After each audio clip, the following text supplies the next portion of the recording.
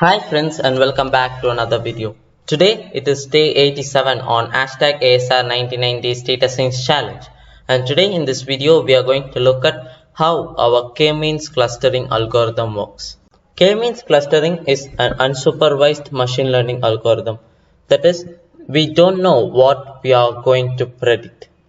And in order to use our K-means clustering algorithm, we must choose the number of clusters we want to create, and the number of clusters we store it in a variable k, and hence the name K-means clustering. Here let me depict how our K-means clustering algorithm works. So I got this picture from the Stanford website, and let's say now we have two new clusters.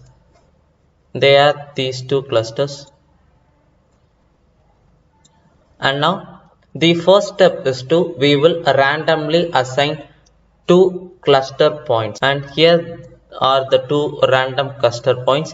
And here, as we in this case we took our k equals to be 2, and so we have used two new cluster points over here. And then for each cluster we will compute the centroid by taking the mean vector points in the cluster, and then we will assign the data point for the cluster for which the centroid is the closest.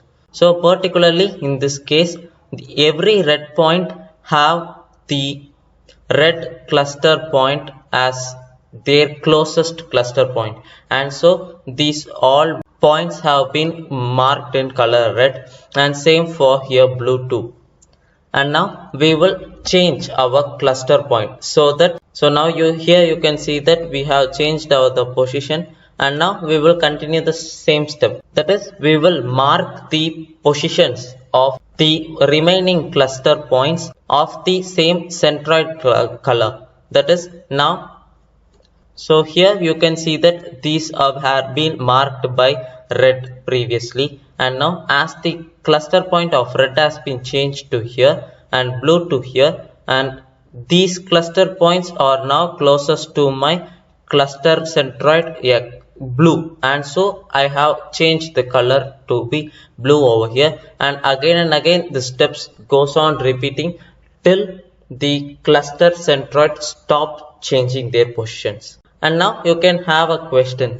So what is the minimal amount of value k that we can take? So here in this case we took the k value equal to 2, but the real particular answer is there is no easy way to choose k, but there is a method named the elbow method. So in order to perform our elbow method, firstly we have to compute the sum of squared error, that is SSE, which is the sum of squared distance between the member of the cluster and centroid. So here we have to calculate the distance between this particular cluster to my centroid, and similarly I have to calculate for each and every cluster, and then I will get an SSE value, and I have to compute it for both, and then I will get an SSE value for K-means cluster when k equals 2, and then I will change the value to 3, 4, 5, and then I will particularly plot a graph. So how will this graph look like? This graph will look like in such a way that I will plot the value of k versus my SSE, and then firstly the SSE value will be very high because we will have only one cluster at the beginning, and when the cluster becomes 2, the SSE value will be decreased, and as the clusters increases, the SSE value decreases. This is because when our cluster increases, the distance between the points, that is when we calculate SSE, it automatically decreases. And when you plot your plot, and it will look like this, and now you can see that this is your elbow too, and so it is named as the elbow method. And now we will look at the, and now we will check for your elbow, and your elbow is pointing towards the value 3, and so we will take our cluster value, that is k to be equals 3 over here. And now let's jump to our Jupyter notebook and try this particular K-means algorithm on our iris dataset. So let's import our packages. So import pandas as pd, and then import seaborn as sns, and I will import matplotlib.pyplot as plt, and then from sklearn, so from sklearn dot cluster I will import K-means, capital K, capital M, ENS. And now let's run this out. And here we have imported our packages successfully. And now let's look at our data. So let me name it df equals sns dot load data set, and in which I will use my iris. And let's check for my df, and here they are. So we have 4 columns: sepal length, sepal width, petal width, and the 5th column is our species. And now let's take our variable x. So x equals, and in which df dot ilog, I will use the first 4 columns. So I will take every rows in the first 4 columns, 0, 1, 2 and 3, and then I will get the values of it. And now here I need to find my number of clusters I need to use, that is the value k. In order to compute that, I will first try my k with each and every value. So let's say I'm gonna take my k value from, it can't be 1 for sure, so I will take the values from 2 to 20. So for that I will use my for loop. Before that I will take a empty list, so yes, and then for I in range, so I will pass the values from 2 to 20, so I will pass the value 21, and here I will perform my K-means algorithm. So let's take a variable k, and in which K-means, and here I will pass the n clusters. So this is the number of clusters, and here I will pass the value I. And it also have another parameter named the init, which is by default equal to K-means plus plus, and it also has another value named the random, but we mostly prefer to use K-means plus plus, and it is by default, so it is not necessary to pass that particular parameter here. And now let's fit our data, that is training our data. So k dot fit, and I will pass my variable x, and then I will append these values in my empty list s. So s dot append, and in which I will pass k dot inertia.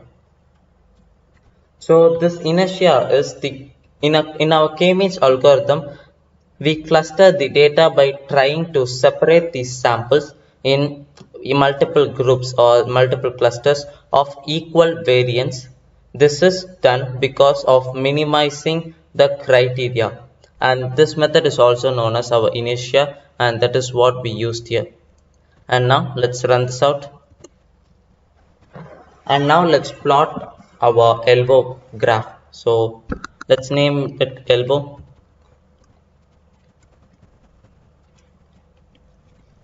plt.plot, and in which I will use the range from 2 to 21, and I will pass my list yes. And now let's give the title. So plt.title, and my title would be the elbow graph, and then my plt.x label, it would be k value,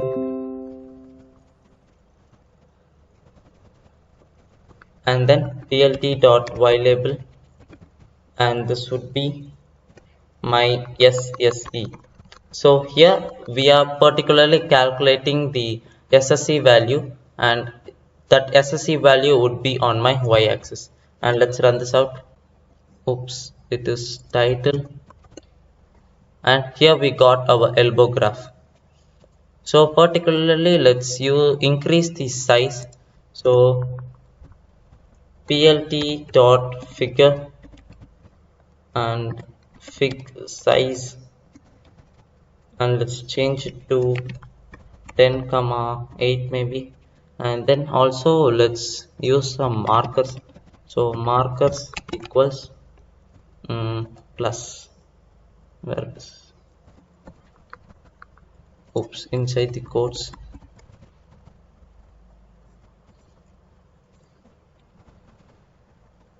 and here we got it.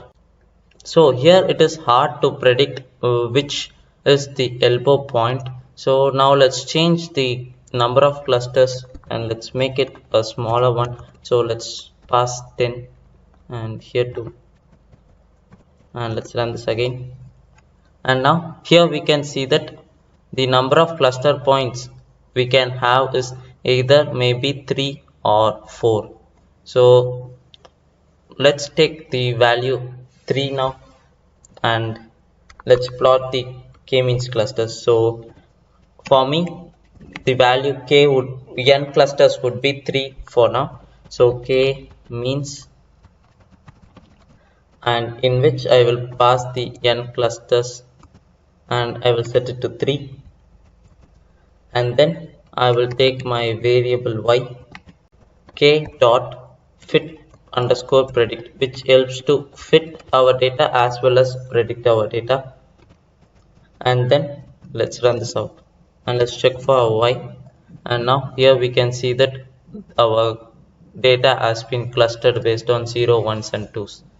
And yeah, that's all for today in this video. And in this video we looked at how to cluster our data points and how to plot an elbow graph. Thanks for watching. Like the video, leave a comment down below, and let's meet on day 88.